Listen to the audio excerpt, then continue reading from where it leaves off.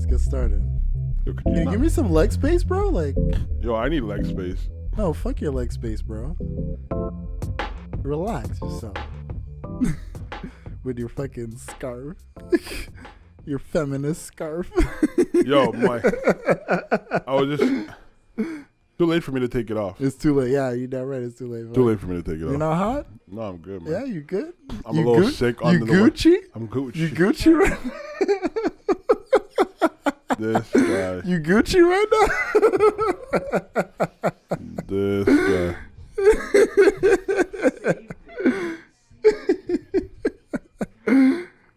I'm glad you Gucci right now, man. I am. Don't be a hater. I want all my people to be Gucci, you know what I'm saying? That's all I'm saying. All right. I'm Should in the zone. I just intro it, or you got anything to say? I have nothing to say. You have nothing to say. You damn right you have nothing to fucking say. You have something to say. What's her name? Who? Her name? Huh? What's her name? There's many. Tyler needs to know. Tyler ain't know his shit. If Tyler can't figure it out, it's too bad for him. He's gonna figure it out. He is gonna go Yo, as soon as Tyler's you a leave. pervert. I know he's a pervert. As soon as you Our leave. producer is a pervert. Fuck. Whoa. Allegations, allegedly. Allegedly. Allegedly. He's allegedly the biggest pervert we know, apparently.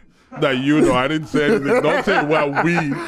All the new information I just got, he's the biggest pervert I know. He's a rough What was it? operator. You wanted to get to know her on multiple levels?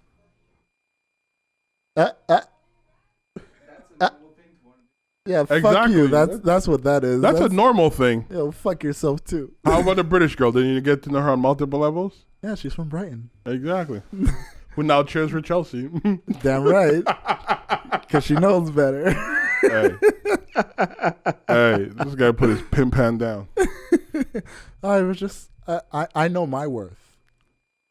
So because I know my worth, I had to let my worth be known. I see. All right. I hear you. As long as we're on the same page. Hey, do your thing, man. All right, let me intro the episode. Yes. You guys are just being dickheads over here. Hello, everybody. Well, what? What did you say? Oh, man. I'm trying to intro the episode, fuck. Yo, fuck off. How about that? What's your name? Shut your mouth. That's what the name is. Is there an acronym for that? Yeah, it's STFU. That's what the acronym is. Never heard of it. You asshole. You fucking dickhead. Hello, everyone, and welcome to the Don't Be Mad podcast, your weekly dose of the boys kicking back, drinking drinks, shooting the shit, because that's all we fucking do. I'm your boy, Matthew, a.k.a. Lefty Lucky. And I'm here, as always, with... Me, man. Jay, back at it. Jay what? Staples. Jay, say your name, bro. My name is Jamali, Thank you. but you can find me. And in the background, we got our producer who's being a fucking dickhead. He's not. Yes, he is. Oh, you're just sensitive, bro. No, I'm not sensitive. You're sensitive. Just say the name then. Yo, Shout her out. No, Shout her out. absolutely not. What? That's what brothers do, bro. Relax. Relax, Jamali. Hey, look at me. Relax. I actually had two parties by that name. Relax. Okay? You're playing with fire. Don't get burned. Hey, Alright? I'm a pyromaniac. Alright? I'm a pyromaniac. As long as we're on the same page, relax. Different books. These guys have been testing me tonight. Yo, Jason's not here, so they're testing me tonight. But by the way, Jason's not here because you see this hat on my head? You see the team logo? He said he had an emergency he had to deal with. Bullshit. He ain't here because he knew he was about to get chirped. You about to get smoked. He was about to get chirped because his Los Angeles Chargers lost to my Denver Broncos last week. That's why he's not here. And he knew he would have to sit in the fire. But guess what? We're going to talk about it now. And when he shows up next week, we're going to talk about it then. We don't need to talk about it. It's Oh, just the no. Broncos. We're going to do it. Hey, you don't see me chirping over a win. No, I'm a chirp because he was talking mad shit. Well, did you guys have a bet actually? No, that was over whether the Chargers would win a ring or No, there was a bet for the game you guys were gonna play. I remember that. If you remember it, tell me because I don't remember. There was a bet that he was gonna beat you when you guys meet up this season. Shit, then he owes me some. I'm just getting my 10%. You're telling yo, fuck off, bro. Hey, I reminded you of this shit. Nah, 10% is entitled. All I know is he ran away from the chirp. Yeah, I think it was He knew it was 500. coming. Wasn't it a $500 bet? $1,000 bet for whether the Chargers would win a ring first or if Baker Mayfield would. Bro, we already know the answer to that. Yo, Tyler knows. Yo, I'm gonna split with Tyler because he's good people. So he cheers for the Browns. You know what I'm saying? I mean, you guys are close. Family. It's on record. It's on record. We're good to go. Relax, okay? Yo, I swear to God, we're not gonna get through this podcast because there's gonna be violence. Because these guys would test me all night. They've been pushing my buttons. Hey, it's your turn, bro. We all suffered. You need to fucking chill out. Hey. You need to hold down. How many sisters you got? A lot. Yeah, that's right. A lot. Relax. A lot. Relax. A lot. How much you got? Enough to know if you try something, I'm A going to know, lot. and it's going to be something. You feel me? I'm not trying nothing. You feel me? I'm just trying to make it home tonight. I know this is cryptic as fuck, but it's because Jamali knows. Jamali knows. He's testing the waters right now. You're testing the water. Relax. Hey, I'm well relaxed. Yo, Nori said it best. Relax. Nori said nothing. Oh, fuck. You guys are too. I don't even know where to start with the Well, list of we shit could start got. off with, What are you feeling? What are you feeling? Kim Porter. That's a good place to start. You know, let's get the RIPs out the way. That's a good place to start. So, RIP to Kim Porter. Most stuff. Ex-girlfriend of Puff Daddy, P. Diddy, however you want to call him. Sean Combs. You know, gave him 3 beautiful children. Well, 4. Was it 4? Well, Quincy. I mean, Quincy's pretty much, Passed at the age of 47. Very unfortunate. And, you know, like, if you're in the hip hop world, if you follow Diddy at all, like you knew who Kim Porter was. Look, we're not people who knew her personally, but we knew about her presence. We knew about her influence in his life and his children's life, obviously. So for that alone, we gotta give it up to her because 47 years old, man. That's young, man. That's so young, man. And like to me, it's like pneumonia. What? You know what I mean? Like you die Crazy. from that? That's It's crazy to me.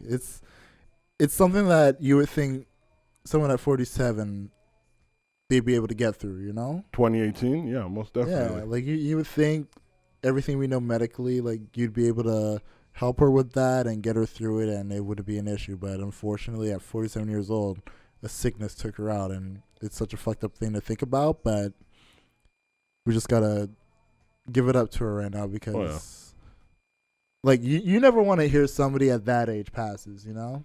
No, especially like to me, it was just like hearing it because I personally think she was Stacey Dash.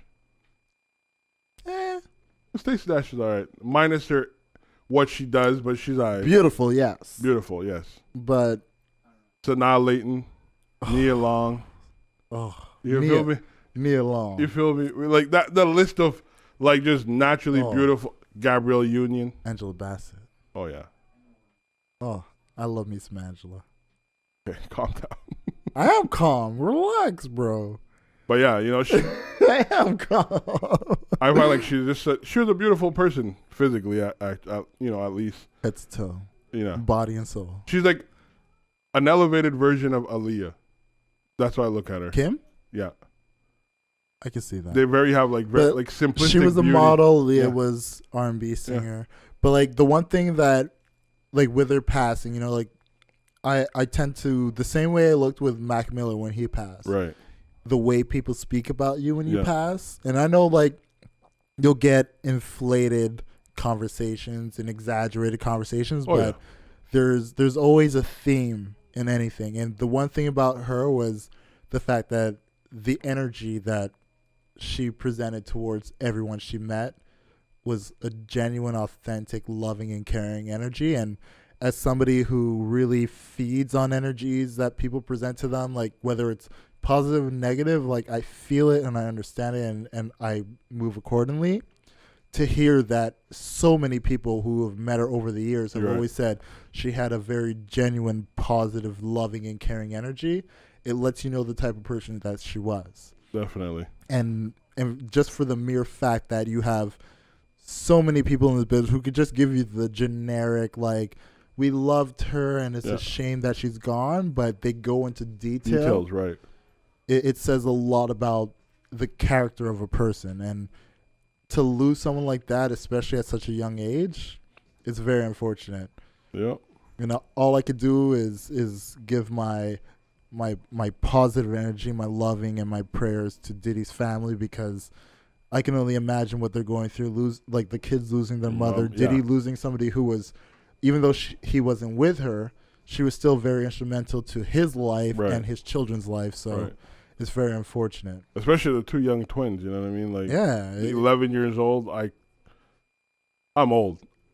And the day my mother passed, if I'm alive for that, I don't know how I'll deal with it. I don't even want to think about it. I don't even think about it. That's something I don't think about. I don't even want to think about my grandparents passing. Yeah, you know what I'm saying? Like, so I can only imagine, especially when it's sudden and it's not expected. Yeah, and that's the biggest thing about it. You know, like, and like I said, like I keep saying, like at such a 47-year-old, like young. Yeah. Like you're not thinking someone at 47 is passing for something like that, especially when, she had pneumonia, but at the same time, like you're not thinking that's gonna take her out. No, you know? You're not thinking. You're thinking like, okay, I'm just gonna get over this. Yeah. Maybe a few weeks in bed, at most. Exactly. Another RIP that we have, something that was really close to me, someone who really molded my childhood and made me not necessarily who I am today, but helped form what I became, you know? Stan Lee. Yeah, most definitely. I think everybody's childhood. Yeah, and for Stan Lee, 95 years old, lived an amazing life. So I don't look at it as like a sad thing. No. Because to be 95 and have the full life. Yeah. The life that he had, I know so many people who would I wish for that. Like beg for that type of life that he had. And like I said, I grew up on comic books. You know, like Spider-Man was the comic book character that got me into comic books. And to know that somebody like him, who was a huge advocate for diversity, you know, bringing in Luke Cage, bringing in Black Panther, being one of those guys who was like, we need to have superheroes that represented the people. Of course. And he was always one of the forerunners for that. And it's something that I don't think a lot of people know about Stan Lee. They may know him as like the Marvel guy. They may know him as the guy who's done the cameos in the movies. Right. You know, but outside of that, like what he did back then when all animosity would have been against him, all confliction would have been against him, he was one of those people who said no, like this type of mentality of racism, this type of mentality of division, not giving these people a voice and a story and someone to look up to is incorrect, it's invalid, and it's not the way we as creators should look. He did that at a time where, you know, today we have so many people who are like, you could call them social justice like activists or people who are very much like just involved with diversity and making sure that the culture of representation is a thing. And inclusiveness, right? And inclusiveness. He did it at a time where it wasn't even a thought. No. But he made it a thought. He made it a point to make sure people understood. And on top of that, for people who, like for myself, I'm 31 years old, right? A lot of times people around the 30 mark, they think they have to have it figured out, and they may not know where they're going to go. They may not know the direction they should have. And for that, it gives them a bit of anxiety. It gives them a bit of misunderstanding of where their life should be. Stan Lee didn't really find his place in the comic world until he turned 40. Right. At 40 years old, he created Spider-Man. He created Fantastic Four. And these were like the flagship comics that allowed Marvel to become what it became. It is now, right? But even with that, there were times where Marvel was going bankrupt, so he had to sell Marvel to different companies to keep it afloat. But he never faltered away from the vision that he had for what it could have been. And he stayed firm in it, and he pushed forward. He found artists and other story writers who can really come in and give it a life that it needed to have in order to bolster and go forward. Where it's at now, right? Exactly. And to think that someone like him, who at 40 years old created his first comic book story that really touched the people and went forward, and then I think he was around 43 or 44 where he really delved into creating diversity and making sure that his platform that he had represented the populace. When people are looking at their careers, when people are looking at their life and they think, I'm too old to do these things, right? Do them. Do them. Because I don't think there's a person on earth who could look at Stan Lee's life, look at his journey, look at what he literally created with a pen or a pencil and a piece of paper, and where it came to today where you're seeing it on the big screen, you're seeing it on IMAX. Right. And it's grossing multi-millions of dollars. And all this started from a simple idea that you put on pen and paper. And it's intergenerational, right? It creates bonds that, regardless of someone's 40 to, 12. Because you have, for ourselves, like we're on the 30 mark. Right. We're, I would say, not golden age, but we're like late silver age of Marvel Comics, of when the stories that were established were already there from like the 50s and 60s. Right. To the 90s where they're 30-year runs, they're going strong, but then new things are coming along. To know that for that amount of time, they were that strong, but then beyond us, they're at this point where you're seeing them on the big screen. And for him, guaranteed, he never thought his mere idea would be something that would be in movie theaters. Right. Would be something that is in Comic-Cons and is embraced worldwide, internationally, through billions of people at this point, to the point where you go to a show and you see literally people doing cosplay, dressing up as Spider-Man, dressing up as the X-Men, dressing up as the Fantastic Four, and really having the deep personal connection with something he created just from mere thought. Sure. So to Stan Lee, I wanted to do this last week. Unfortunately, we didn't record. Nope. But to do it this week, it still feels just as important.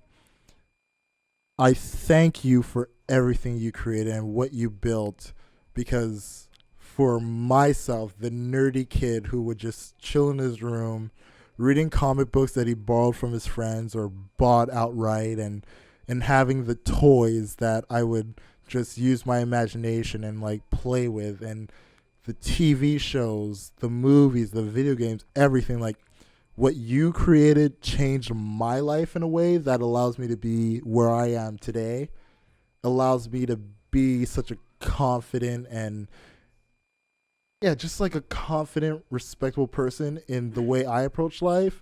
It's partially because of what Stan Lee created, and I thank him, and I'm grateful for everything he did for the world. Oh, for sure.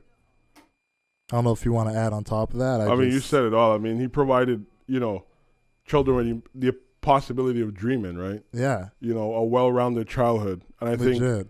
think, every generation from what he created will enjoy that. So I think that in itself, he will live forever. You know what I mean? Like, in my heart, in my mind, he's not even gone. Like he is immortalized. No, for sure. When you create something as profound as what he has created, live forever. It's and I think he knew that when creating all those comic characters and all of that, he knew that it's greater than him. As a creative, like you want to put something out there that not only resonates with people during the time, but resonates to a point that beyond its perceived relevance, can be gone back to. Right. And he did that. Oh, for sure. And like I said, he did it in his 40s. Right. You know, like in your 40s, majority of us today, we think we should have it figured out by like 25, 26 years old. Oh, yeah, we rush. You know, like exactly. Like we rush to find understanding of who we are. We rush to be in a place where like we own a house, we have a pet, we have our partner, we have kids. Right. But the reality is there's no set time. No. There's absolutely no set time. And I harp on this because for the simple fact that like I love Stan Lee and I love what he did for me, it's the simple fact of understanding that what he did for me didn't happen right away. Not only that, I was having a conversation with a friend earlier this week, and when you live your life like that, you live long. Yeah. You know what I mean? I think when you rush your life and you have all these milestones you want to accomplish in this window, and you miss moments. Yeah. You know what I mean? Important moments. And so, shout out to him. At least he didn't give up on his dreams. Oh, never did. And he pushed hard. He made the sacrifices when he had to. Oh, yeah. And he did what he had to do to make sure that the ideas and visions that he had for his creations came to life. Oh, for sure. So for that alone, I mean, if you don't know the life and story of Stan Lee, I suggest you YouTube, Google, like do whatever you have to do. But I promise you, when you know the hurdles he went through, the trials and tribulations he went through in order to be who we know him as today, to his passing, to be 95 years old and be the legend that he is, right? Understand, it didn't happen overnight. No, and it's also a story of that. Regardless of your age, you got to still dream. You know what I mean? You still got to feel young. You still got to feel useful in society. I think once you get to an age where you feel like you've contributed enough to society, I think that's when you hit that decline path in your life, and you feel like you have nothing more to contribute. I think that's crazy. But a lot of us, the way we live our lives, we feel by 50 we should just ready to clock out. Like, it's crazy. No, I don't want that to happen to me. I don't mind old age. All right. Are there any RIPs we got to do, or is that it?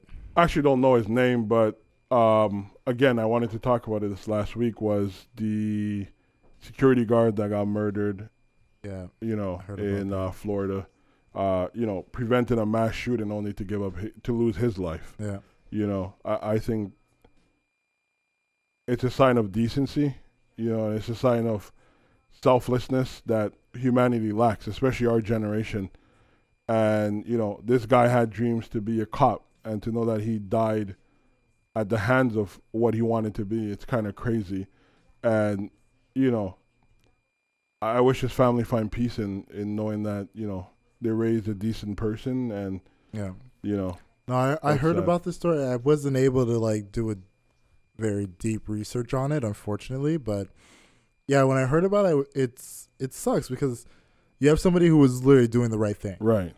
Trying to prevent something from happening that unfortunately we hear way too much about, too often, and for him to lose his life in the process, I don't want to downplay it by saying he basically put his life in the place of a martyr. Right.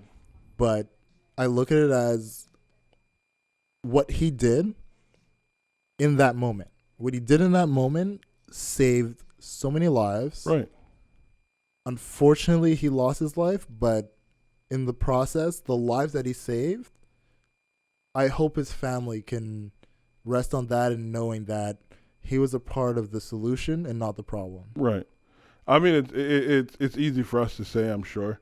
Yeah, it's always easier to say. But I just hope they see the good that he did. And I don't think his intention was to sacrifice his life for others. Oh, I think it was just doing the right thing. Yeah. And unfortunately, he died at the hands of someone who didn't do the right thing. Yeah. Rest in peace to all the people we lost in the forest fires out in Cali. Oh, fuck. That's another, crazy situation. Power to them. Power to the firefighters that are doing their best to make sure that no more houses get lost. Yeah. It's life. Dude, it's November. Usually around this time, there's no thought of wildfires. Oh, this is like a June, it's July, not dry season in Cali. July, August, September type weather. You know, what I mean? This isn't typical dry season in Cali, but yet they're having a wildfire that is literally taking over and spreading so fast. 3 football fields, in an hour, they say, or some shit like that. That's crazy. I'm hoping that we get great news that it's taken care of and there's no more houses lost, no more families displaced. And at this point, like, I don't have any sites or links to post up, but if you know any place where you can donate to help those people, I encourage you to do it, because every cent will help. Yeah. Do what you can for them, because, I mean, you wouldn't want to be in a position where you lose your home. Everything. You get completely displaced. You have nothing except the clothes that are on your back and maybe the car you drove off in. Right. And to think that, like, you go back to where you think you live and there's nothing there, Like, not only that, I think it's a moment where we need to reflect that I'm sure some of these people have money, but it's, the family pictures that you lost in potentially pets. It's not even a conversation of money. It's exactly that. It's the memorabilia. It's the fact that, like, this is a place that you felt safe and comforted in. And unfortunately, this place that you call home is no longer there. No. And now you're completely displaced. You're in a position where you're at your most vulnerable and misunderstood. Oh, for sure. So, like I said, whatever you can, if you feel so inclined, give help, because they need it. They need it for the rebuild. They need it for just getting their life back into a place of security. Right. Do what you can. Oh, most definitely. All right. So is that all the sad shit? I think so. I hope so. I'm hoping that's all the sad shit. I mean, there's a troubling story, but we'll save that for later if we get to it. I mean, there's so much thing that happened. I just think we could, Do you want to go with celebrity shit or sports shit? We might keep it on the track of celebrity. And on that note, I'll shout out Kanye. I know he has his moments, and we vowed not nothing to say about Kanye at the moment. No, I know, but I think what he did was dope. And I think the same way, we call him out when he does bullshit. But for him to hire private firefighters, I know it's a personal thing for him to save his home, but to also save the home of his neighbors, I think that's a decent, a sign of decency. I remember when that story came out and people were like, oh, he hired private firefighters to save his home, but they omitted the simple fact that, like, no, save his home and the homes around him. Right. Like, it wasn't just save my multi-million dollar. Right. No, it's help the people in this community. We're hiring you to, like, stay here, do what you can. If you can't, get out. Yeah. But overall, like, help our community. Right. So when that story first came out, I was like, what the fuck? Like, why would he just hire people just to help his own house? Yeah. Because of what the narrative was. So, obviously, I'm not dumb. I do some Googles, and I see, I do some Googles. Well, fuck. Yeah. And I see, like, no, he wanted basically the community that it was in. Yeah, to stay intact. He wanted that place to stay intact, because obviously, like, you don't want to see anybody displaced. And what's the point of having your house there if everything around you is burned? Right. So to the people who were, like, making it seem as if Kanye only gave a fuck about his own, no, you're a fucking idiot. And please stop spreading fucking bullshit, because every piece of information is a Google search away. Oh, you for look dumb as fuck spreading that fucking lie. Right. You propagate ignorance. You know. It's stupid. And I find, like, anybody who won't give him props for that but would then, clown him on some shit he says or do, I think, you're not part of the solution. You're part of the problem. Exactly. And, shout out to him. I think it takes a lot to do that. And, there's still some humanistic values that he still possesses, even though sometimes we believe that he's losing. Well, I never doubted that he had humanistic values. I just didn't like the fact that he didn't think before he spoke, mostly. Hey. Like, I would prefer him take a beat, figure out the words you actually want to say, and then say them, so then you're not backtracking later on when you get the backlash. True. But at the end of the day, Kanye is who he is. He's a genuine human being who has genuine love and care for the people that are around him, and tip my hat to him for doing that. Oh, absolutely. All right. Ooh. Jill Scott. Who? Jill Scott. Jilly from Philly. Hey. Oh my. Where do we begin? I'll let you handle that part. I'm sure by now, most of you, at the very least, have heard about how Jill Scott gets down when she's at her concerts. It's not the first time, too, right? No, it's not. She's been. Yeah, that's the thing. Like for me, like I'm a Jill Scott fan. Like I love her music. I think she is a beautiful, fucking phenomenal songstress. Like voice is just booming through the halls. But for her to be on stage and just do a demonstration, we'll call it. We'll call it. You don't know this woman? Get on your computer right now and just, I think all you have to type is Jill Scott air blows her mic. I think that's all you have to type. But Jill Scott, baby, Jilly from Philly, when I tell you, I felt that. Nah, she's dope. Woo! She's a real woman. Like I dig what she does, and I mean, like, you know, it's not the first time you saw the post where she posts, I guess, topless. Oh, she been doing the damn thing. Right, and I think it's dope because I think, you know, we're in like this era where like the power of woman, you know, is at the forefront of everything. Oh yeah. I feel like it's dope that she's, you know, she's obviously a plus size, you know, on the plus side. Oh, she a big fine. Man, I don't give a shit. She good. She a big fine. Hey, she's fluffy. I love me a fluffy. Hey, it's cold these days, man. Hey, it's winter in Montreal, baby. You feel me? We need some fluffy. Need me a fluffy. All right, you know what I'm saying? Let's go. But I think it's dope that, you know, in this era where women are shamed for their body size, that she's confident and enough. And if you're still to this day shaming women for the way they fucking look, anybody, women, men, grow the fuck children, up, man. Like, grow you know the what I mean? Fuck up. It is, but you know, I think it's dope what she's doing. I love that. And that's the thing, because like I said, like I'm a fan of Jill Scott. Like I've never seen her live, but I've seen videos of her shows before. Right. She is a very animated artist when she's on stage. She represents herself through her music and vice versa.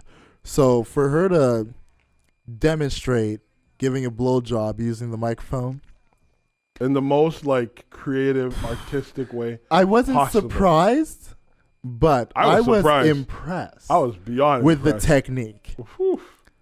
It was the technique is very important because she starts off all mouth. Let me say that again for the people in the back. She starts off with all mouth. And she just letting you know how that neck work. Not the network, but how that neck work. Okay? What that mouth do, though? Then she starts with one hand, then goes to two hands. And then she shows you how that pepper grind. And when she made that pepper grind, that pepper grind was some authority. Okay? I think you enjoyed it way too much. Boy, let me tell you. Okay? Oh, my God. But the highlight for me, let me tell you something about that. Ladies, gentlemen, if your lady ain't listening, please put this on your portable speaker. Put it on your sound bar. Just hook up your Bluetooth in your car, whatever you got to do. Ladies, let me tell you what Jilly from Philly did. After she did the pepper grinder technique with two hands, she took one hand, she licked the fingers. Let me say that again. She licked her fingers. And then she caressed the balls. Now look at here. Ooh, child. Let me tell you something, ladies. You're bugging. Your man told you to play with the balls, and I'm sure you did, but you didn't do it correctly. You want to know why? Because your hands were dry. You want to know why? Your hands were dry. This is getting out of hand. The balls need lubrication too. No pun intended.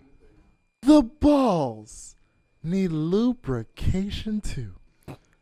You just the head and the shaft deserve the spit, but you gotta put a little something down there. Let me tell you. Take him to church. Should I take him to church? Ooh, I spilled a little something. I got a little excited. I spilled a little something on myself. You gotta put a little something on the balls. Let me tell you. Woo! Ric Flair in this bitch. Oh my You God. can't just grab the balls. You With the cold hands? You ever had that? with cold hands? That shit does With not cold hands? work. Let me tell you something. If you ever Worst want to feeling. hear your man shriek, let me tell you. Can I get an organ in the background? Let me tell you. Look, ladies, if you were ever wondering how to suck the dick properly, Jilly from Philly taught you. Jilly from Philly. Jilly from Philly put on a clinic. Jilly from Philly, that video, even though it wasn't pornographic, should have been on Pornhub, let me tell you. It probably is, actually. It should be. You should check. It belongs. Put it in lessons. That's the tag. Sex ed, bro. Because when she licked the fingers and went down to the balls, if you smell what the Rock is cooking, my Lord, I had to throw my phone because I thought I was doing an injustice to myself. I thought I was teasing myself. I thought this was illegal. I thought there's no way in hell she does this. Someone told her that night, and she was giving it to us like it was gospel because I felt the Lord that day. Let me tell you. This guy, you're out of hand. Woo! Jelly from Philly. When I tell you, the spirit. Woo! You felt that, didn't you? You would have. I felt it. Wow. I had to get up. I felt it. Boy. You're crazy. Boy. Look at how I am right now. You thought I was bad. Now I was worse back then when I watched it 2 weeks ago. Let me tell you. You're crazy. Jilly from Philly. God bless her soul. Hey. To her man. Let me give you a high five when you see you. You deserve it. To the couples that were there that night, I know you went home and you made some babies. If you didn't, you fucked up. You gotta do it right now. You gotta pull that video up. Because, my Lord. It was pretty impressive. My Lord. To say the least. Ascension. Sanctified. Put some holy water. Just douse it on the crowd. They deserve it. They need it because this is ungodly. It was so beautiful. Woo! I don't know the fuck. Can I get a Ric Flair? What's in your glass, bro? Woo! This guy. Jilly from Philly. Right there. You want to take over? Because you need help. It's hot in here. You need help, bro. You need help. When I tell you. It was just a video, bro. Was it though? It was a tutorial. Was it though? It was an experience. It was a life-changing experience. It was, definitely. I spilled some drink for it, and you know what? It definitely was gospel. I think any woman with dignity should watch that video and learn. Relax yourself right now, brother. It's a how-to. Brother Jamali, relax yourself. It's a how-to. Brother Jamali, video. Be careful what you say right now. Step by step. I mean, she ain't skipping no steps. Oh, she ain't miss a beat? Absolutely not. No, it was just impressive. She ain't miss a beat at all. She woke. Oh. A queen. A queen. A Nubian queen. Ooh. Yo, her producer in the background. Ooh, wait, hold up. Ooh. Yo, Tyler, you okay, man? Jesus! Jesus. This guy's feeling the spirit. Jesus. Wow, I think this is the most ridiculous. This is crazy. I don't know if it's the hour of the night or the fact that it's cold outside. Yo, when it's cold outside, Jilly from Philly gonna hold you down. Jilly from Philly. Let me tell you. Jilly from Philly got you, baby. Let me tell you. All right, shout out to Joe Scott. Woo! I felt that in my soul. All right. Let's go to more good news. Last week, we gave it up to Missy Elliott. Well, 2 weeks ago. That's right. 2 weeks ago, we gave it up to Missy Elliott for being nominated. And we do got to make a correction. We said she was in the Songwriters Hall of Fame. She's nominated. Right. To be in the Songwriters Hall of Fame. So correction made. Either way, it was still a praise. It's still a tip of the hat. Oh, for sure. To her, give her flowers. Well deserved. Yep. She will get in. Let's be real. You should. No, she will. Okay? But now we got to give it up to another hip-hop artist who is, in my opinion, one of the greatest, most recognizable figures in hip-hop today. Snoop motherfucking Doggy Dogg getting his star on the Hollywood Walk of Fame. Let's clap it up for a brother. He did well. One of the most memorable speech ever. I like to thank myself. I was like, what? Where's he going with this? And he went all the way. I was like, whoa. Look, I love Snoop Dogg. Oh, yeah. Dude, Jamal could tell you, Jason could tell you because I've been pissing him off with it for his whole life. Yeah. When it came to West Coast music, I always started with Snoop Dogg and I finished with Snoop Dogg. Nah, dude. It's good. I mean, for someone who's very involved in his community. Yes. Give back. You know, obviously started out from a very, I guess, from a social perspective as a negative place. And where he's at now with his, you know. Turned his life around. His football association for youth. Yeah. I think that's dope. And I mean, he represents something that to say that, you know, not because you start out bad, you got to finish bad. You know what I mean? There's always space and place for growth. So. And that's one thing like I've always loved and respected about Snoop. It's he's one of those guys who we hear about all the time, you know, like you grow up in impoverished situations, you grow up in a gangster lifestyle, right, but you find an outlet in music. Oh, yeah, for sure. And you take that outlet above and beyond any expectations that you ever had for yourself or anybody ever had for you. And as somebody who grew up loving Snoop's music, following his career, looking at him as like an inspiration, to see that he's getting those accolades that we've been giving him for years. Oh, for sure.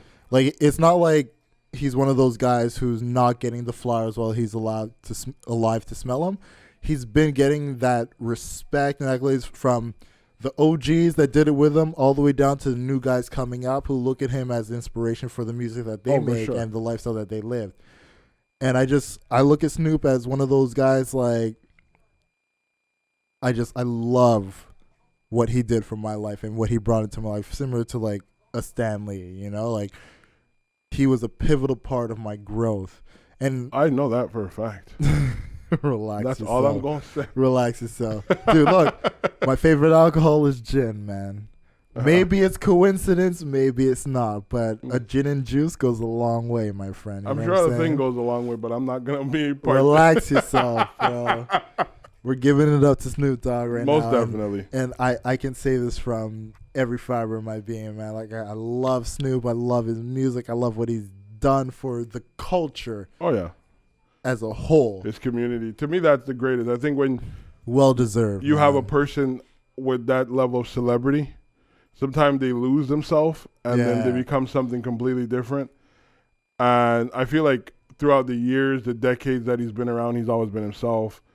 And, you know, he stayed true to himself, and he also was instrumental in the changing the life of others. Yeah. You know? And, like, the one thing that I feel like people don't notice about him was how adaptable he was. Right. And how, like, he's essentially like a hip-hop chameleon. Right. You know, like, he's one of those guys that no matter what is happening with the times in music, he always finds a way to bring something to you that you listen to and you're just like, yo, I needed this. And stay relevant, you know what I mean? And to the time, like he just looked like a cool dude. Like to me, like I think like if I met him today, I'll have fun just chilling. Oh yeah, I mean like, dude, from him just his G'd up days to him that going to Jamaica. Beautiful record with Pharrell. You can't skip that part. Oh, Bush. Beautiful for this. To dude, this day, he brought the funk, bro. Yeah. Dude, Rhythm and Gangster. Yeah. He did an R&B album, but then like he did the reggae album when he went to Jamaica. Right. Reincarnated. Like there hasn't been anything that he hasn't touched and excelled at. And I think that's something that needs to be remaining himself, remaining authentic to what he brings, like his brand, using the air quotes, but like who he is and what he represents, but bringing it to whatever he touches and doing it to like the highest level and potential that he could possibly do it. And that's one thing that I feel gives him his legacy, his iconicism. And for that, hats off to you, Snoop Dogg, for getting your star. Should have got it earlier, but we love you all the same, man, and we got to congratulate you for that. Yep. All right. I think that's all the happy news we have. So let's get in. I'm trying to think. Yeah, unless there's some other shit, maybe some sports shit I'm not thinking of. I mean, like, we're not going to touch sports until later on if we have time for it. Because, I mean, I don't know how long you want to make this episode run, but I mean, I'm not going to celebrate my Giants' first win in a long time, but. I mean, I wish Jason was here to tell me what happened to his Chargers. You don't need Jason to tell you that they're losers. No, they moved to Los Angeles for a reason. What's the record? They moved to but you lost to us. They moved to Los Angeles for a reason. Lost. Their future is in the first part of that city's name. That's all they've been doing since their existence. Losing. Jamali with the fucking haymakers, bro. Yo, Jason, where are you? He's on an emergency. Wake up! He went to go help Phillip Rivers find his pride somewhere. Oh my God, yo, he need it. Oh, Phillip Rivers needs some GPS guidance. Phillip Rivers needs it. Tyler, tell him. Baker Mayfield is a better quarterback than you. Woo! I ain't gonna front. Woo! Jamali got hot sauce in his back pocket today. My God. I'm Hillary Clinton. I walk around with that shit in the bag. But I'm just saying, like, he was talking so much shit. I remember this bet going down in week 1. Because remember, you were trying to have a bet with me for week 3. Was it week 3? Well, we didn't. No, that was 2 years ago. 2 years ago. Because we don't play you this year. I'm old. I'm really old. Yeah, you really are. I'm really fucking old. You're thinking of a long time ago. We had this conversation. Or was it preseason? We didn't play in preseason? No, we didn't. I don't think so. No, we didn't. But there was a bet I had to somebody. Anyways, it doesn't matter. Jason, I remember we're in your basement, and Jason confirmed that when you guys meet this season, that Phillip Rivers is going to have a performance of a lifetime. He did. He just played like how he normally plays. Let's talk about it. You know, he did have a performance of a lifetime. A dud. But he's used to that. A fucking scrub. He's good old scrub. You know what Phillip Rivers is always good for against the losing? Broncos? A good old fourth quarter breakdown. He breaks down against everybody. But against the Broncos especially, because I feel it in my soul. Like, we could be down 7 points, and I'm just like, we're gonna win this game. You could be down 40 points. It doesn't matter who dude. We did it with Tebow. Oh wow. We did it. It doesn't matter who the quarterback is. Wow. We just, anytime it's a close game and we're playing the Chargers and we're going into the fourth, I know it's coming. It's either going to be a late pick six or a late interception or a late fumble, but somehow, some way, Phillip Rivers gives it up. And what happened this week? He lines up, I think it was a 3rd and 2, after a timeout. You're lying. All they got to do is get the first down. Right. He's lined up in shotgun. Why? You tell me. What? You tell me. Wow. You tell me. I don't know. And he talks about Eli Manning? You tell me. He talks about Eli Manning? Lined up in shotgun. Takes it. Wow. Doesn't like what he sees. Spikes the ball. Let me say that again. 3rd and 2. I mean, my quarterback, though. There's maybe a minute 20 seconds, minute 30 seconds left in the game. All he needs is a first down to win the game. 2 yards? All he needs is a first down. Spikes the ball. You know what that does? Stops the clock. For sure. 4th down. Got to kick. Because you're deep in your zone. You can't risk not getting that 4th down conversion and giving us a short field. Wow. But guess what? We didn't need a short field. Jason, you hear that? Tell it to your girl, because I know she's beside you. We didn't need a short field. We got that baby on the 13. Case Keenum. Case fucking Keenum. A guy who's actually cost us a couple games this season. He redeemed himself. He came out there like he had the biggest dick on the field. And he said, you know what, boys? I got this. I'm going to put the team on my motherfucking back. First pass to Harmon. Boom, first down. Got him. Then we hand it off to Lindsey. Run it to the sideline. Boom, got him. He gets out of bounds. Second pass goes to Sutton. But they call offensive pass interference. What? Push us back 5 yards. All right, we take it. Guess what happened next? Emmanuel motherfucking Sanders happened next. Let me tell you about that boy right there, motherfucker. The most veteran wide receiver on our motherfucking team. Caught that ball, brought it to the sideline, stopped the clock. We need one more play to get us in field goal position. Jason, are you listening? Jason. Eli don't even make these mistakes. Jason, what happened? Yo, he's worse than Eli. Jason, what happened? And he's a first ballot Hall of Fame in Jason's Jason, how you let us get on the next play into field goal position, my guy? Wow. Jason, where are you at? What, you thought I wasn't going to chirp you about this? I'm so confused. You thought if you didn't show up, we weren't going to talk about this? I'm still confused. Why did he spike? He spiked the ball because he didn't like what he saw, but he knew the defense was coming. He knew Bradley Chubb and Von Miller were out for blood, baby. That's my guy right there. He knew they were out for blood. Hey, I'm not a Broncos fan. But guess what? We got in a field goal position. There's about, 4 seconds left? So you know what we got to do. We got to bring out McManus, baby. We got to bring out McManus. We got to kick this field goal and win the game. Wow. So we line up. We're ready to go.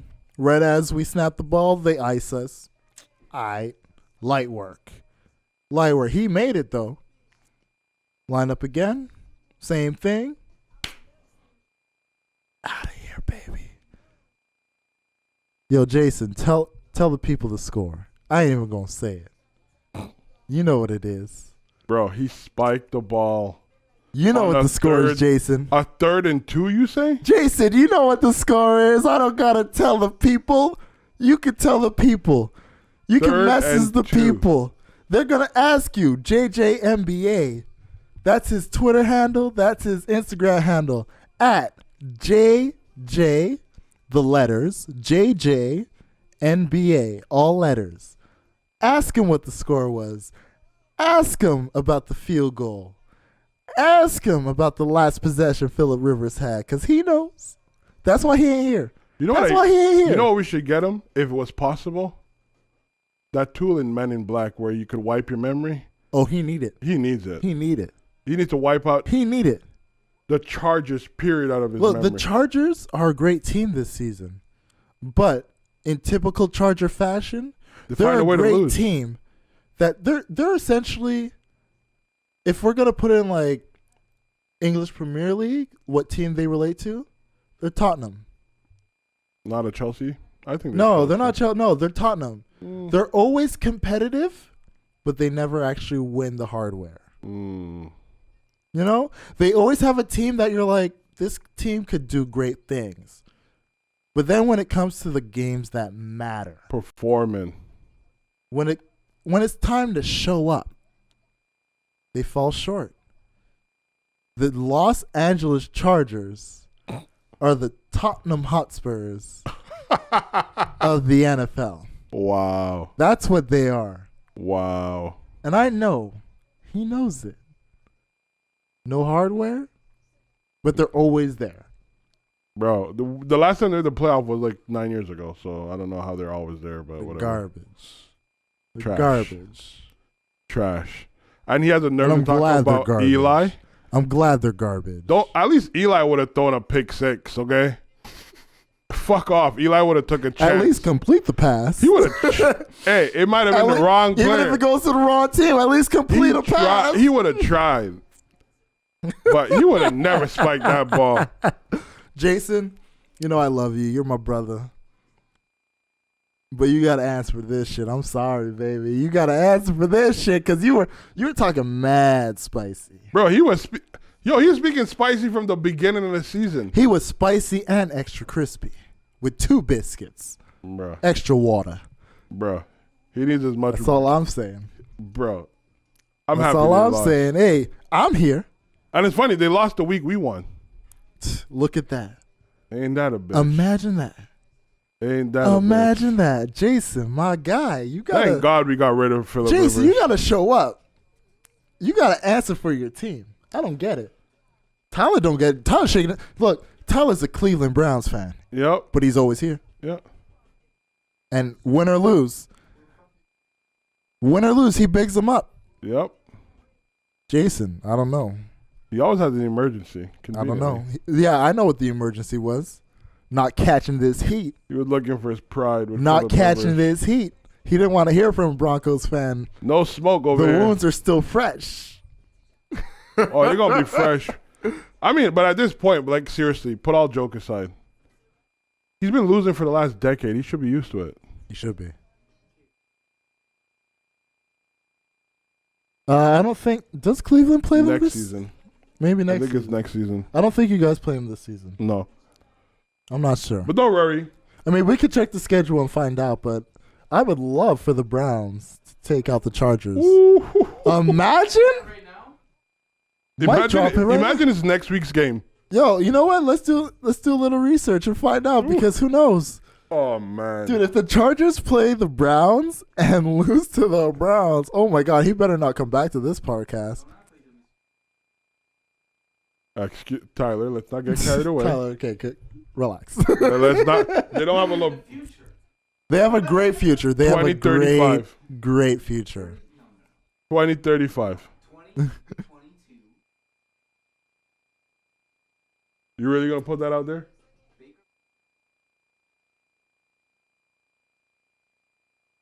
He needs 4 years. Oh, you guys played them, but you lost though. Sorry, bud. You guys lost. But that was preseason? Yeah. You guys played week 6. Oh, wow. That's unfortunate. Oops. Some background noise. Videos just play for no fucking reason, apparently. Ah, man. It's all love, though. Jason, we miss you. Hope whatever emergency you have, you deal with it. And you're here next week. We love you, bro. You're going to get these chirps. You're going to get this heat, but we love you. I mean, you should be used to it by now. You should be. Especially from me. He's literally the only person in our circle that does not have a ring. His team never won a ring. He just holds on to the Lakers. That's all he got. Bro. The Lakers' history. Bro. LeBron's part of it now. How you like those apples? He better love them. Bro, LeBron, what, top 5 scoring NBA player as a Laker? Bruh. Beautiful thing, right? Hey. And you know the funny part is he's going to talk shit about that.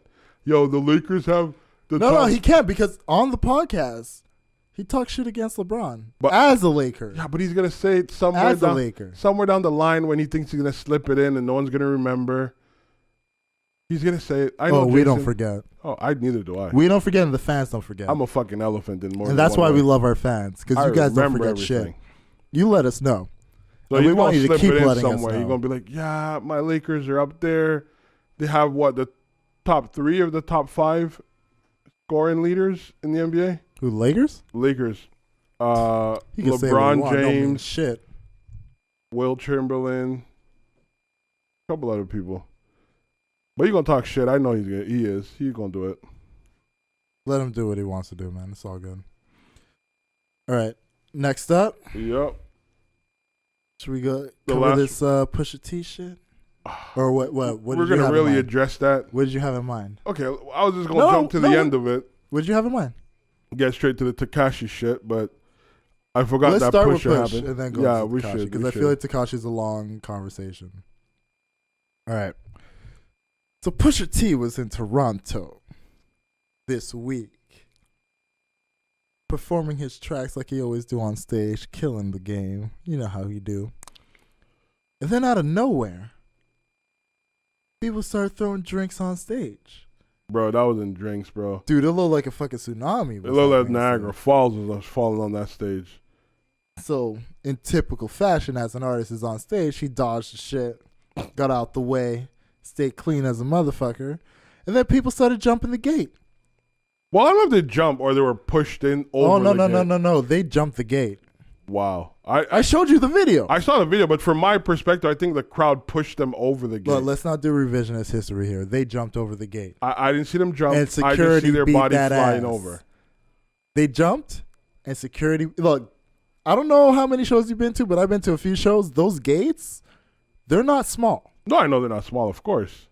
So, for you to jump that shit, you got to have some type of athleticism about you. Hey, Pusha didn't want that smoke, though. But...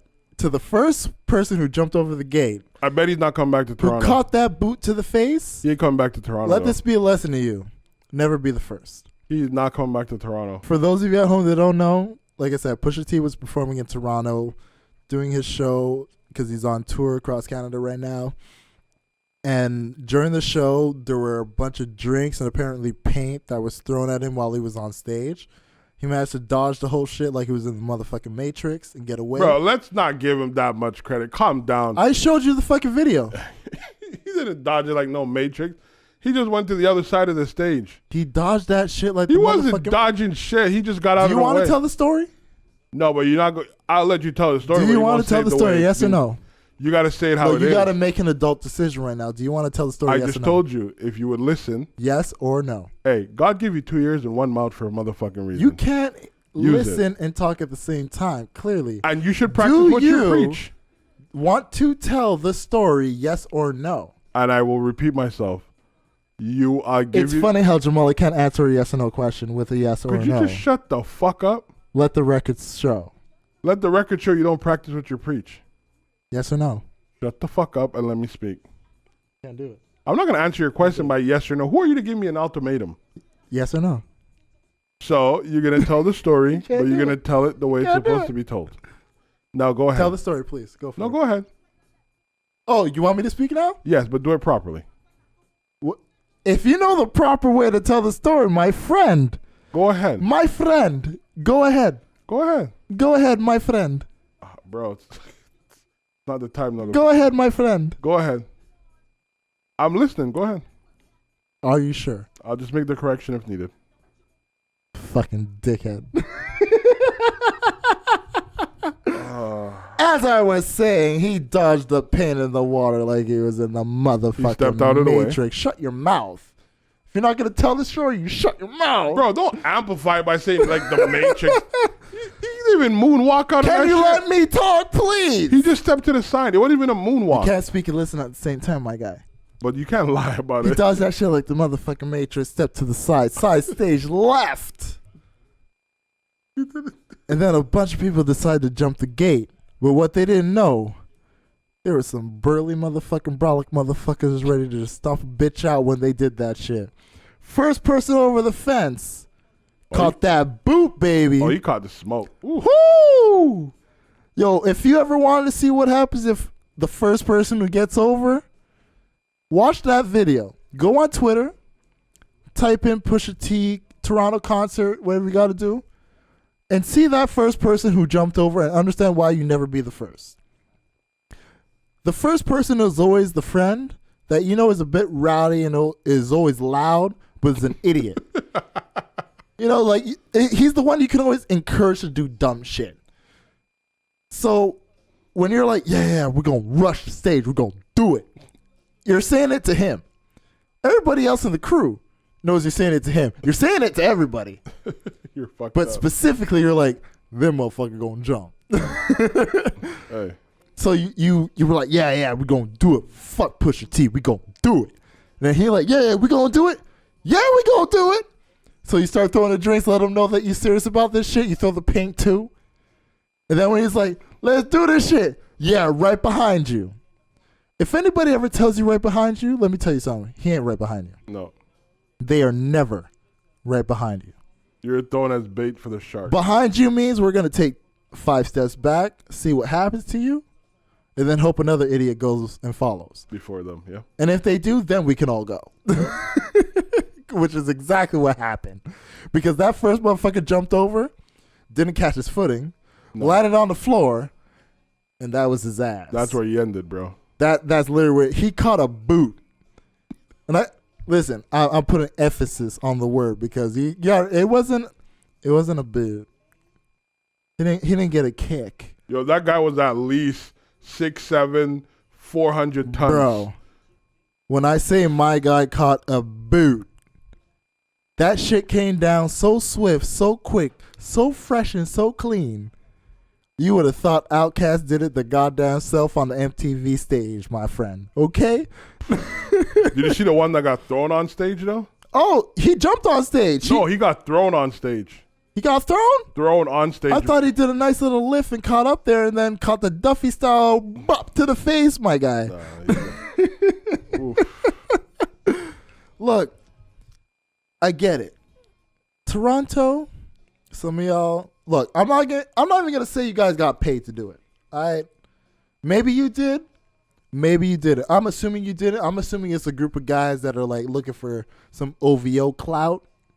But I mean, to be quite frank, even throughout the beef, I mean, Pusha went hard at Drake, but he didn't go hard at the city. So there's no reason for the city to be against him. But let's be real here. No, I get, like, yes, when Drake, it comes to Drake fans, I get that. But there's a difference where he could have gone in and clowned people from Toronto. Of course. It was very personal. It was towards Drake. So if you're in Toronto, you don't feel like Pusha dissed your city. Pusha dissed the biggest artist in your city. And I'll tell you what the problem with that is. The biggest artist in the city, there's a lot of people in the city that are trying to make a name for themselves and be represented by that artist. Hey, Drake is in Calabasas in his fucking house. But because why of are that, you jumping fences? Look, I'm not saying these guys were paid by Drake. No, I'm not saying that either. That's what I'm saying. Maybe they were, maybe they weren't. But there's always somebody or a group of people, in this case, who are like, we want to be the ones to be like, yeah, we did that for Drake. And unfortunately, caught the death ass. Hey, at least they did fight. They put up a fight. They air quotes again, put up a fight. Because that video just showed a bunch of people jumping over the fence and a bunch of goony security guards being like, oh, bitch, we've been waiting for this. We wanted this smoke. We're here for the smoke. We're motherfucking chimneys where's for the Pusha smoke. with all his gangster talk? You'd think you would have thrown a few punches. Dude, I'm the artist. Why the fuck would I get involved? But what happened? Once everything got cleared up, once the people ran out the stadium, Push comes back on stage, plays Infrared. Okay. Plays the diss track that started everything. That's cool. We can skip to the next story. What's this dismissiveness from you? It is what it is. I'll support ignorant. You know that already. You'll support it? I don't support ignorant. All I'm saying is, man. This is another Cardi and Push looking good right now. Push looking good right now. I really hope Drake didn't pay these people, though. But it's the same thing as if Drake was to perform in Virginia. You don't think Pusha was smart enough to beef up security? Dude, it's Pusha T. No, but I'm just saying. He has security regardless. Yes, but I'm sure he had extra. Look, you have personal security and then you have venue security. Right. Which venue security is. But those are venue securities. There was venue plus his people. His people was the one who... Because when he came back on stage, all the people that were on stage were his people. Right. But you always have your security, your personal security, and you have venue. Because the venues have to provide, legally have to provide security. And they always provide I would enough like that to see... they can Unfortunately, handle business. I feel like where those two guys are at is at a point of no return. But I think, just like there's fans of Drake in Virginia, there's fans of Pusha in Toronto. And I think it's stupid, regardless of whatever the circumstances, it's art. No one got hurt. No one was physically hurt in their... Oh, no, there was a dude who got beefed up on stage. No, I'm talking about in their rap battles. Yeah. It doesn't need to come to blows and, you know what I mean? Like, obviously these security guards are doing their job. The last thing you want to hear is, them doing their job and then end up, hurting somebody severely. So for that, let's give a message to the Toronto mans them. Yo, I don't care what you think about Drake. I don't care what you think about Pusha T. Get out your fucking feels, okay? You look fucking crazy. First off, you threw a bunch of shit on stage and then touch Pusha T. You look crazy. People are looking at Toronto goons right now like, yo, these mans is soft. And they already feel a type of way about Canadian mans as it is. I would like for you to make sure, demonstrate. Look, let me tell you something. It's out clearly that these are your thoughts and opinions. There's already people that look crazy at Canadian mans them being like, yo, everybody says sorry. They're always polite. They don't got guns. They don't do this, that, and the third. Not that I'm inciting violence or violent behavior, but yo, this shit hit the masses, and you look crazy. Hey. Okay? You look like whatever you were paid, you shouldn't have got paid shit because you're madness. Hey, they made it on stage. That's it. You know, it's kind of funny because during the beef with Drake and Meek, why didn't he have people out there to come after Meek? But look, I'm not saying Drake paid anyone. I don't think Drake is I don't think he did. Personally, I don't think he did. I think this is just a rebel group of people who were just... They were about that action in that moment. That's what I think. But what I'm saying is, to these mans that did the thing, if you're going to do it, at least do it right. At least have some coordination.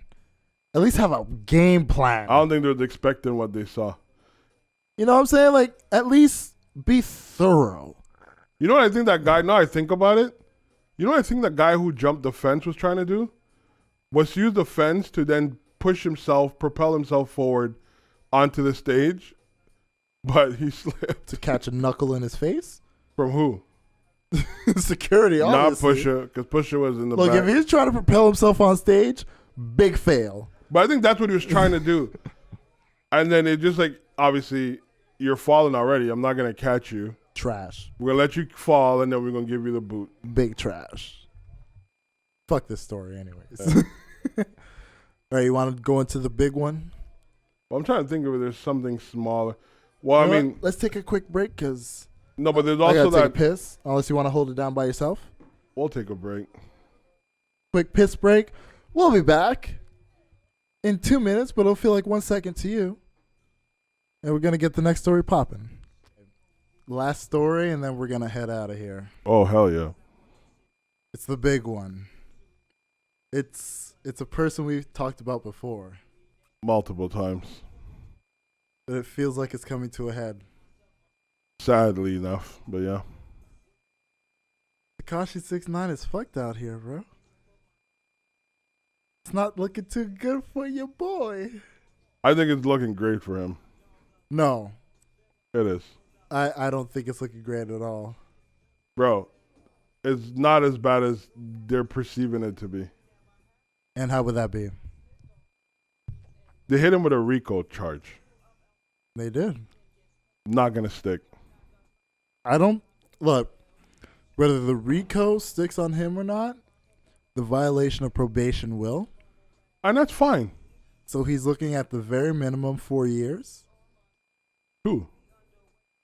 No, based on the things they had on, I think they were saying 4. Well, I mean, when you're on probation and you get, you come in contact, it's whatever your sentence was. And when he beat that rape charge that put him on probation was 2 years, no? I mean, we would have to double check it. My phone's here, but I'm not going to. But regardless of the fact. Let's say minimum 2. Yeah. Possible 4. Right. And then another possible life, which is the heavy one. But you want to explain it? But you can explain it. But did he really do something that deserved life? All right. So, for those of you that don't know, and we've been chronicling Tekashi 6ix9ine's career through this podcast, talking about the fuck shit he's been doing, the positive shit he's been doing. We've basically majority fuck shit, going back and forth. Basically, what's going on right now is he got hit with a RICO charge based on the Treyway gang that he's been affiliated with. And it's looking like the original shit that was coming up was a robbery charge that was put against him. Right. And they're hitting him for that, plus whatever criminal activity Treyway was doing. And the way they're essentially sticking it towards him was the money he was making through rap. Facilitated. If he was facilitating that money to the gang members who were then using that money to do criminal activity, then they can use RICO against him to essentially lock him away for good. And it's not looking good for him. I think it is. No, I don't think it's looking good for the simple fact that it's like, regardless of them picking him up because apparently Treyway gang members put a hit on him, so they arrested him in order to protect civilians in the vicinity because he was going to a casino that they were going to be at and apparently do this to kill him at. So they picked him up, and the way that looked originally before other evidence or other videos came through was that they were picking him up to protect him because originally they had offered him police protection. Right. He refused it. Ever since the kidnap incident. Yeah, ever since the kidnapping incident, he refused it. And then on top of that, they had wiretapped various members of Treyway.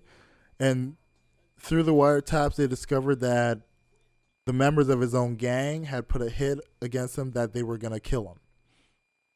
So when they figured out the time and place that they were going to do it, which was after the Breakfast Club interview when he was going to a casino, they were going to basically attack him when he was getting to the casino.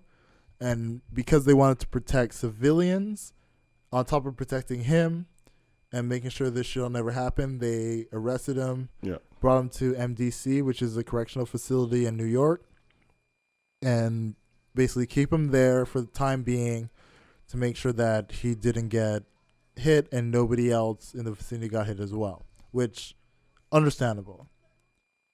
But during that time that he went in, there was a video that surfaced where he was talking on the phone with somebody who either was Chief Keef or affiliated with Chief Keef and saying that he had $30,000 on Chief Keef's cousin's head, saying that he would basically have that guy killed, telling that to his gang members after the phone call was done. And you were telling me that there was a picture of him holding a gun, which would have been a clear violation of probation. Which is also why I say 4 years, because if I'm not mistaken, in New York State, gun laws, gun violation laws, if you have a gun that's unregistered, minimum 4 years. Five. Oh, there you go, 5 years. So more than what I thought. 5 years. Minimum 5, which is why I thought 2 years was less than what he would have got hit with if that is a confirmed weapon that he has on him. Right. But then again, it's a still image. It's a still image. I don't know if it was taken from a video, but what I saw was a still image. Like, obviously with his probation being like the biggest thing that's hanging over his head. With that, they can turn that picture of him holding a gun and say he's violating his probation. On top of that, he's holding a legal firearm, which could give him the 5 years. Well, the only problem is is with, like the image that I saw was stilled. Now, whether that came from a video that can prove whether the weapon was an actual gun, not a prop, or it wasn't taken from like a video shoot. Either way, I think he violates his probation regardless. Yeah. But that's what I think as well. It's just a matter of them being able to prove that this was actually, well, he was brandishing a weapon, to quite frank. Like, it is what it is. And consider, like, in the last year, he's been into 3 separate shootings. Most recently, the video shoot where him, Kanye, and Nicki was actually recording some shit. Yeah. The room that Nicki was supposed to be in was what got shot up. Yeah. So, I don't know. He's playing. It's just not a good look for him. No, it isn't. It's not a good look for him, and on top of that, it's the fact that he's supposed to be in a position with his probation where, yeah, you have this career going for you. You have things that are positive going for you. Right. Keep on that path, but the fact that the reason he got his fame is the trolling and the bullshit that he's incorporated in his life, he's become so entrenched in making sure that maintains to keep his fame growing that he doesn't realize that where he is in his fame, he doesn't need that anymore. But you see, the thing is, I mean, this ties in a lot with what we always talk about, mental health. It ties in with energy, the projection of energy. What you put out is what you get. And I mean, like, you have countless amount of people, both rappers, other celebrities, who have gone on record, by speaking to him, giving him advice, be like, yo, chill out, like, it's not necessary what you're doing. It's too much. And then, you have a guy like him who's going to tell somebody, come test my gangster. You know what I mean? Yeah. Or, some derogatory terms he used that I'm not going to repeat. But, like, I still think. To suck my dicks? Yeah, I think that's excessive. Like, really, like, it's one of those things where I feel like it's like, it almost comes to a point where it looks like he's looking for this. Yeah. But look, like, before the mics got hot, we were talking about the whole Tekashi situation. And one thing that I was saying as far as, like, for my life and the way I grew up and the way I see things, I'm not in the gangster lifestyle. I'm not a fucking gangster whatsoever. Right. But growing up, like, I grew up in Little Burgundy. I had OGs. I had people that were like the adults, the guardians in a sense, who not necessarily were family, but people who knew my family, knew me since I was a baby, knew me growing up. So because of that, they were always in my life. I always respected them for being in my life, and the simple fact that they always looked at me as somebody that no matter what I was doing, they would make sure I was safe. Right, they kept you in check. Yeah, and on top of that, they would make sure that if I was doing fuck shit, that either they would talk to me directly and let me know, yo, don't fucking do that shit, or they would contact my family members and let them know what I was doing so that they could talk to me. And, I mean, we've heard these conversations be had to Tekashi, whether it was Joe Budden doing it, Charlemagne doing it, we had Fat Joe who had his interview talking about it, Angie, like, there's so many people who have had conversations with him. Publicly.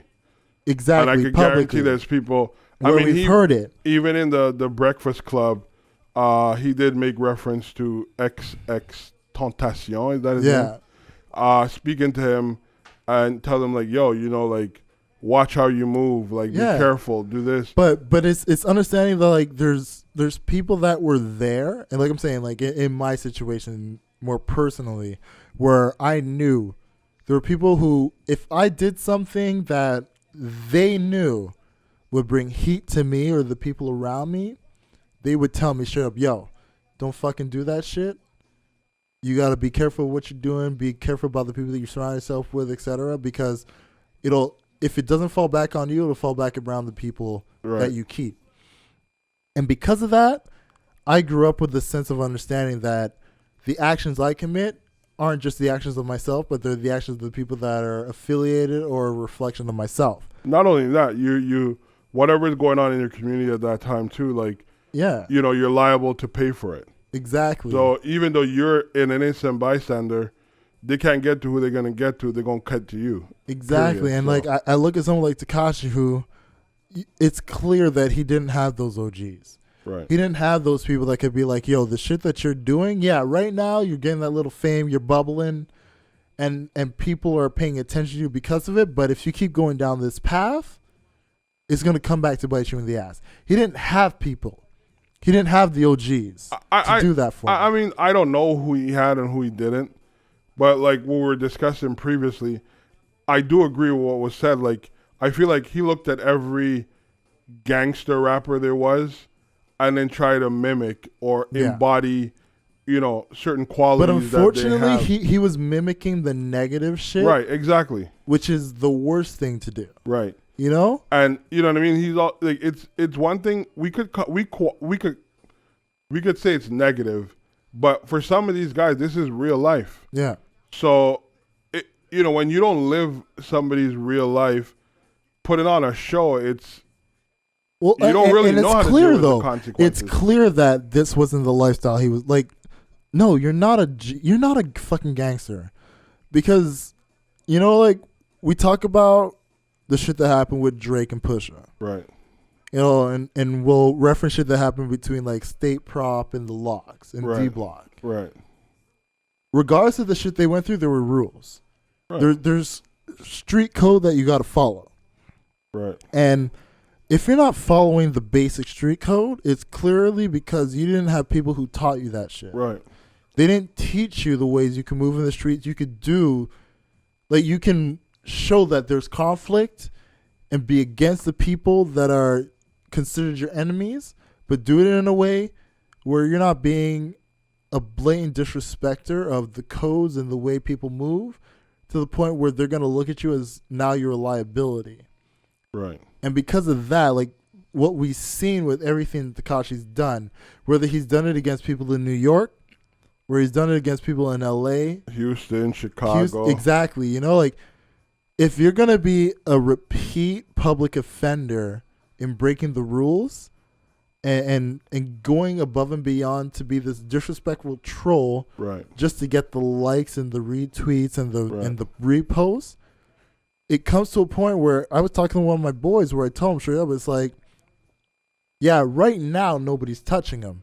Right now he's able to do what he wants to do, but it's not when all the lights are on you that they're going to do something. It's when you start simmering down a bit and you get to a point where things have plateaued in a sense, where now people are going to be like, all right, people aren't looking at him as much. This is the time to do it. Well, I mean, they say your reputation perceives you, right? Exactly. And I feel like even like some of the things that he goes on about, he's not even cautious of them, because watching the Breakfast Club interview and Charlemagne told him like, yo, what you said to Ebro, who is, he does the Hot 97 morning show, and just a backdrop on it, he said something about Tekashi. Tekashi didn't like it. Ebro mother passed away from cancer maybe about a year and a half ago, and he told Ebro to suck his dick with his mother's lip. And I guess he didn't know at the time, but I think Ebro sent out a snap or Instagram story about like, my mom's dead. And then he reiterated it and said, I don't give a fuck if she's dead. Use her lip and suck my dick. Like, shit like that is fucked up, man. Like, those type of shit you say, you're looking for smoke.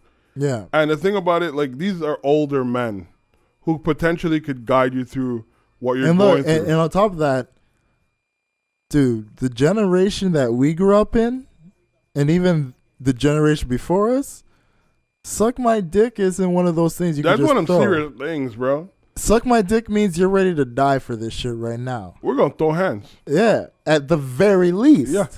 At the very least, we're throwing hands. Like, I think when you talk about somebody's mother, you're throwing hands, and then you tell me to suck your dick, we're throwing hands. Yeah. So to put both of them, especially the fact that, I think it's public knowledge that Ibra's mother passed away, because I remember vividly, him he got the news in the morning.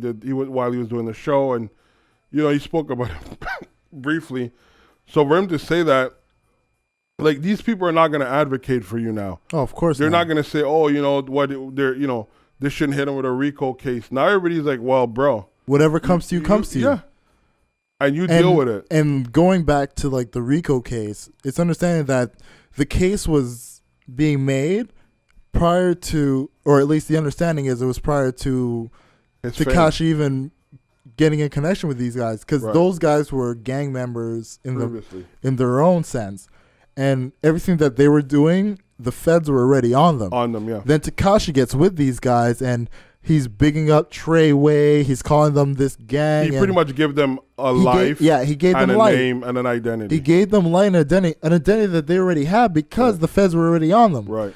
Because if I'm not mistaken, they were saying that they were already looking at those dudes for like a good 3 to 4 years. Right. And we know Tekashi got with them at the very least a year and a half ago. Yeah. Yeah. So it's like you're in connection with people that are already doing criminal activity. Then you're already on probation, and the shit that you're doing is bringing negative light to yourself. At a certain point, dude, like, so many people talk about the OGs, but it's that understanding that there are people that have seen it happen, who understand why it happens, and will guide you out of making it happen to yourself. But the thing is, we could sit here all day and talk about OGs. I think at some point, as a young man, a young adult, especially when you're dealing with, fame, celebrity. I mean, we see what happened to, X. We see what happened to other young rappers. And then we also see what happened to Bobby Shmurda. I think at some point, knowing what you're doing is important. You got to pay attention. Look, I don't want to excuse his behavior as a lack of having the elder guidance. Like, if that's how it sounded, I apologize. That's not what I'm doing. What I'm saying is, yes, he does have to have accountability for his own actions. You have to have personal accountability for everything you do. But when you're in that gang life,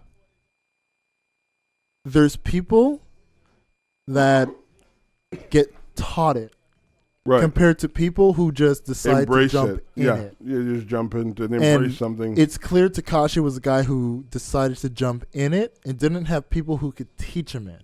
I don't think the people around him even care for his well-being. I mean, I don't think so. No, because they're apparently with the wiretaps, they were saying that they wanted to get him, like they wanted to kill him. And if that's the case, that lets me know two things. One, he wasn't responsible or didn't have somebody who was credible over his money. So there's a good chance that the people in that gang, they knew taking him out, they would have got the money that he had. Not only that, I feel that is one aspect of it too, but I feel like when you're hanging around a group of people that don't have your best interests at heart, they'll let you roam. They'll let you put the noose around your neck. Yeah. And they will be willing to kick the chair away. They'll wait for it. Right.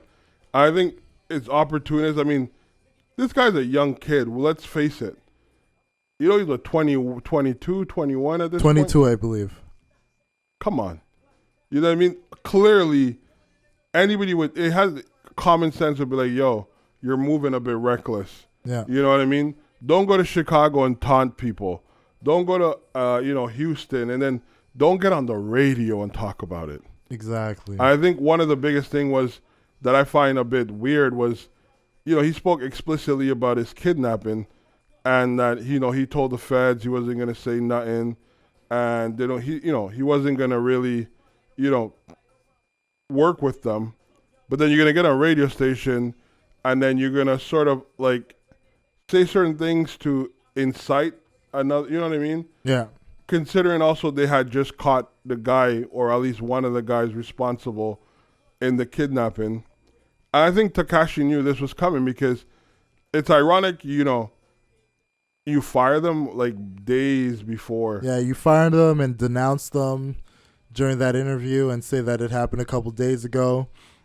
And then, was it the very next day or the same day you get picked up? Within 48 hours, 48 to 72 hours. Come on, man. I mean, I think it's sad. I mean, he's a young guy. We all make mistakes. I mean, he didn't kill anybody, or at least that we know of thus far, because we don't know what they're going to bring forth. I think at this point, what they should, what they did is what they should have done is take him off the streets, protect not just him, but anybody that could be affiliated and around him. I think at this point in time, however, it's important for people to know, like, just be yourself. Yeah. Like, if someone don't like you for who you are, it's fine. I'd rather someone hate me for who I am than love me for who I'm not. Yeah. And, putting on a front, like he's an artist. Like, let your art speak. You don't have to go out and do all sorts of crazy shit, different antics. For what? The problem is he because his stardom and his fame came because of the antics, I felt like he just couldn't break out of it, which is unfortunate. And as a result, we are where we are today. I mean, I think he could. He could. I think what he's going through is a choice. I know that some people are going to tell me, no, it's not a choice. And, you can't just easily walk away from a situation like that. Let's be honest. Tekashi didn't get jumped into any gang. And I just feel like the gang associated themselves with him as a source of revenue, a source of income, a source of whatever. You know what I mean? Accessibility.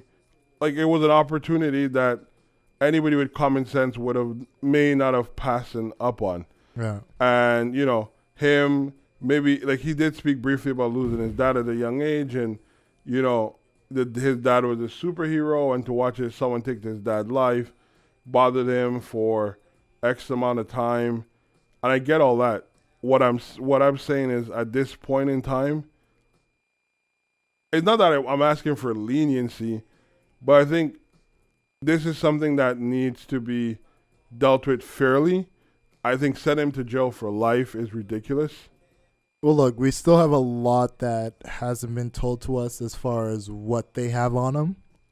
So everything has to be, for lack of a better word, judged as it comes forward. At that point. Definitely. So for me, I look at it as I don't expect him to walk away from this scot-free, just for the simple fact that he was on probation and a lot of the things that were lined up against him. I hope for the best for him, because, I mean, at the end of the day, like, you don't want to see people get fucked.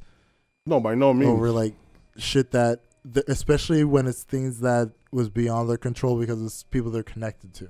Right. But even with that, But it's also something, like, at the same time, I feel like with Tekashi is that you can't even argue his innocence because I can't. He takes every moment. No, I'm not saying you. I'm just speaking in general. I think he takes every moment possible to propagate, his ignorance. Yeah. And I think at this point, his ignorance caught up to him. And as my mother would always say, if you buy a shoe and you can't fit, you either cut out the back of it or the front of it and you deal with it.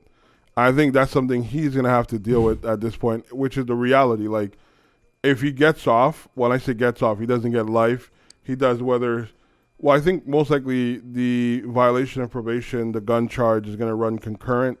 So let's say 5 years at most. He'll be 27. Come out with a level head. I mean, he has a child to live for. Like, I think at this point, like, it's ironic because the last set of warnings he got was literally hours. And even at that, he was dismissive of them. Yeah, unfortunately, man. All right, let's close it up, man. Oh, most def. All right, because your eyes are closing right now. Oh, no, it's my contacts. I'm like, yo, you sleepy over there? You're crazy. We had a couple other stories, but we're going to save them for next week. They can hold off. But, yeah, feels good to be back. I will say that much. Oh, yeah. When you don't do an episode, it's like, oh. I'm sorry that we didn't have one last week. I had a few people ask about it, and you know what? Honest to God, yeah, just literally go on a JJMBA, just send him DMs, send him comments on his post, and just be like, why didn't we get an episode last week? It's all his fault. You can tell him that we said that because it's the truth. Tell him Matthew said it. Tell him Matthew and Jamali said it. Matthew there you go. said it. But thank you guys so much for listening this week. We came back better than ever. Or most def. Maybe shittier. Who knows? Whatever you guys decide. I trust your opinion. Not really. Hey, your opinion doesn't matter to me, so it's fine. Got anything to announce before we get out of here? Not really, man. Just stay positive. Watch what you put out there. And like I always say, man, love is love. Only thing I got to shout out is my aunt who came through this last weekend, man. She came up and gave us that, like, New York loving, man. Like, she was the best. Honestly, like. Anyone else? My aunt? That's it. Your aunt? My aunt. I'm shouting out my aunt who came up last week. Okay. Just reminded me of how badly I need to go back to New York because I missed the hell out of those people, my cousins down there. Who are you going to go back there with? My family, of course. Oh, okay. Relax. Just checking. What are you asking questions for? I mean, I just thought you probably was your family member. Jamali, mind your business and drink water. That's all I need to do, okay? Hey, man. So shout out to her. Thank you so much for coming up. You did our family a great service of just showing your presence and being the beautiful woman that you are. Of course it's cute, man. She's so awesome. I was actually supposed to be in New York this weekend, by the way. Yeah, but here you are. I have an exam to write tomorrow. Look at that. I have an exam to write tomorrow. Yeah, okay. So I have no say what you want to say.